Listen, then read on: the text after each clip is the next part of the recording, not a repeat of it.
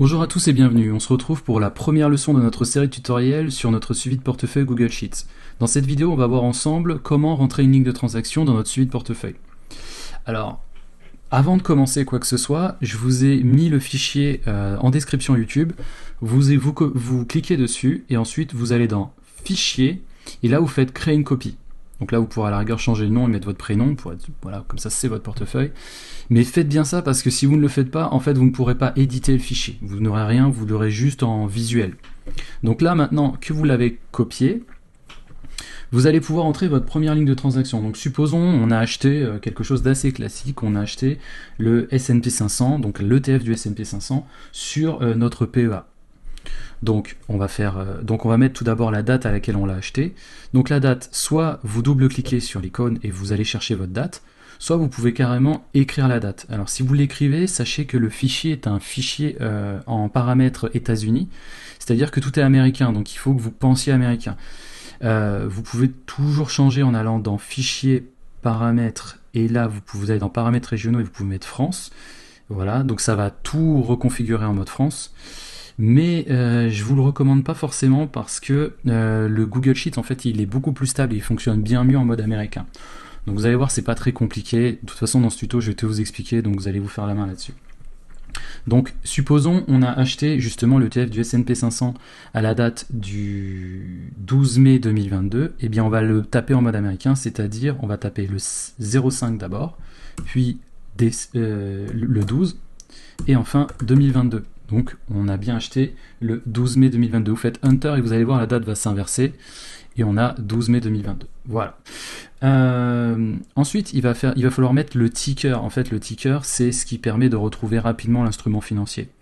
Il va falloir vous familiariser avec les tickers parce que c'est vraiment la composante essentielle en fait pour créer votre portefeuille. C'est de là que tout va naître.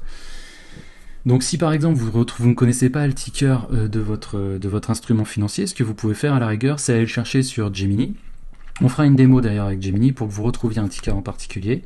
Et Gemini vous retrouvera le ticker officiel. Ou le ticker qui n'est pas forcément officiel sur la bourse sur laquelle vous l'avez acheté. Donc là, on a par exemple acheté le S&P 500, donc l'ETF du S&P 500. Donc on va mettre notre ticker en question. Donc notre ticker c'est l'EPA 500 pour la démo. Et on l'a acheté sur notre PEA. On l'a acheté sur Interactive Broker. Ensuite, on l'a acheté à titre personnel. Et c'est un achat. Ok. Donc vous allez dire par exemple que vous avez acheté cette action à un prix moyen. Le PRU c'est le prix de revenu unitaire, donc le prix moyen c'est la même chose. Vous l'avez acheté à, allez on va simplifier, on va dire vous l'avez acheté à 71 euros. Donc vous allez bien signifier ici. Donc là c'est la commission. Si vous avez une commission, vous la mettez. D'accord. Pensez à bien mettre la commission en moins. Donc par exemple vous avez payé 2. Hop, on va mettre ça comme ça. Vous avez payé 2 euros dessus. Donc vous mettez que vous avez payé 2 euros. Voilà. Et on va mettre en mode euro. Voilà, pour bien signifier qu'on l'a acheté en euros. Ok, et bien voilà, vous avez créé votre première ligne de transaction. Et après, donc tout le reste va découler de ce mécanisme. Je vais essayer de vous mettre un petit peu tous les modes qu'on peut avoir, comme ça vous allez pouvoir être tranquille là-dessus.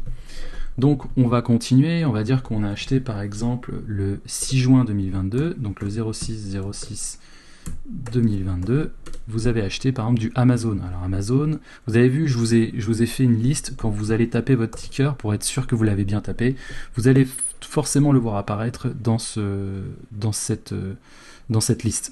Donc Amazon, c'est AMZN. Voilà. Donc vous avez acheté du Amazon sur, cette fois-ci, pas un PEA, mais un compte titre ordinaire. Vous l'avez acheté sur la même plateforme, Interactive Broker, à titre personnel, oui, parce que on verra après qu'on peut très bien acheter à titre professionnel pour son entreprise, ou même par exemple si on est en profession libérale, on peut acheter à titre professionnel. Et on en a acheté par exemple pour 0.4, parce que oui, sur les comptes titres, on peut acheter des fractions d'actions. Donc vous avez acheté pour 0.4 actions à 116 $. Alors on va dire que vous l'avez acheté, c'est jamais précis, ça peut être 116, par exemple 34 $. Donc on met bien un point, pas une virgule. On rappelle qu'on est sur un fichier américain. On l'avait acheté en dollars, donc vous mettez bien que vous l'avez acheté en USD. Voilà. Donc imaginons on a racheté du Amazon à une autre période, Par exemple, on l'avait acheté le 06 07 2022. Voilà, on a acheté du Amazon. Bah voilà, on avait acheté sur le même truc, donc à la rigueur, vous pouvez reprendre la ligne. Voilà, et vous descendez. Hop.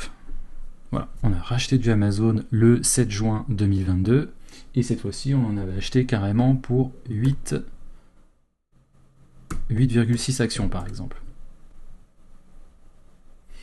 Ok, donc maintenant, supposons on a acheté de la crypto-monnaie. Donc on a acheté, par exemple, le 1er janvier 2026. Voilà, 1er janvier 2026. On a acheté du Bitcoin, par exemple. Donc on met du BTC. On va dire qu'on l'a acheté voilà, sur une plateforme de crypto-monnaie. Et supposons on l'a acheté sur une plateforme qui s'appelle BitStakes. Alors imaginons, donc là c'est bien, vous l'avez, donc vous pouvez taper Bits. Vous avez vu, j'ai fait des abréviations, ça vaut mieux que vous ayez des abréviations. Si vous n'avez pas votre exchange ou votre self-custody, bah vous cliquez sur le bouton modifier, et là vous pouvez ajouter un autre élément. Donc comme ça vous l'aurez à chaque fois. Par exemple, voilà, par exemple vous l'avez acheté sur Debug. Voilà, vous faites OK, et là vous verrez qu'il se retrouve ici. On a acheté par exemple également de l'Ethereum. Par exemple, imaginons on a acheté Sanofi. On recherche Sanofi, mais voilà, Sanofi on le retrouve pas. Pourtant notre ticker c'est bien. Voilà, le problème ouais, c'est qu'il y a un petit bouton rouge. Ça veut dire que votre portefeuille ne connaît pas. Ça veut pas dire qu'il n'existe pas, hein. Ça veut juste dire que le suivi de portefeuille ne connaît pas encore votre ticker. Donc ce qu'on va faire, c'est qu'on va aller sur Gemini et on va demander quel est le ticker officiel de Sanofi, puisqu'on l'a acheté sur notre PEA, sur la bourse officielle de Euronext, donc à Paris, et on aimerait connaître du coup quelques petits paramètres dessus. Ok, et là il me dit que le ticker sur le marché officiel c'est EPA-SAN, donc je me suis pas trompé, c'était bien Sanofi. Donc il me dit que c'est le secteur de la santé et qu'on est voilà, c'est fabricant de médicaments. Donc je vais aller dans l'onglet Select, je vais descendre, voilà, jusqu'à trouver une ligne où on va bien voir, hop, voilà, qu'on a non reconnu. Ici on va taper notre ticker, donc EPA SAN. On va, si l'on le souhaite, mettre un logo, ça peut être plus sympa. Donc le logo, ce qu'on va faire, c'est qu'on va aller sur un site, je vais vous le mettre dans la description, companieslogo.com.fr. Donc vous allez taper Sanofi. Voilà, vous faites PNG logo, vous cliquez dessus et voilà, ça s'enregistre. Vous revenez à votre fichier, vous faites insérer image, insérer une image dans la cellule. Voilà, vous parcourez votre fichier et vous allez aller chercher votre logo. Voilà, vous faites ouvrir. Et voilà, Sanofi. Donc, on avait dit que c'était le secteur, donc là vous double-cliquez, c'était le secteur de la santé. Ok. Et on avait vu que c'était des fabricants de médicaments. Donc, vous cliquez là-dessus, vous faites copier. Voilà. Voilà, ce sont. Alors, je vous conseille de faire coller en mode commande maj V, ce qui permet de garder en fait la police d'écriture du fichier, c'est plus joli. Voilà, c'est un... Donc, vous avez qu'à vous retrouver un pays, c'est le pays. Alors, vous auriez pu le demander en logo, hein, je l'ai oublié de le faire, vous auriez pu demander le logo du pays en emoji. Donc là, il s'agit de Sanofi, donc c'est le pays français. Et là, vous voyez, il a tout de suite compris que c'était en Europe. Donc il vous a mis le drapeau européen. Donc voilà, vous avez créé littéralement une action dans le fichier qui est reconnue. Donc vous allez pouvoir revenir dans Transactions et là vous allez pouvoir voir que Sanofi est bien reconnu, il n'y a plus le petit triangle rouge en haut. Voilà, une fois que vous avez créé tout ça, surtout arrangez-vous pour que les dates soient bien suivies les unes derrière les autres, que ça soit dans l'ordre chronologique. Si ce n'est pas le cas, vous pouvez aller dans cet onglet et vous pouvez faire trier de A à Z. Voilà, comme ça on est sûr que c'est bien trié. Ensuite, vous allez aller dans portefeuille. Donc là, c'est votre portefeuille général où il vous a tout simplifié. Donc là, vous n'avez qu'à aller sur cette petite onglet, vous faites clic gauche, trier de A à Z, et voilà, vous avez tout votre portefeuille configuré ici. Vous pourrez également voir vos actions, par exemple sur un portable, vous pouvez le regarder ici, voilà, vous aurez un mode résumé de vos actions, voilà, tout est là.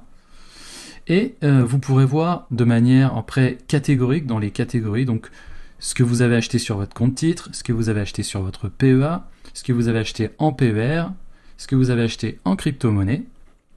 Et voilà, c'est tout pour aujourd'hui. J'espère que ça vous a plu.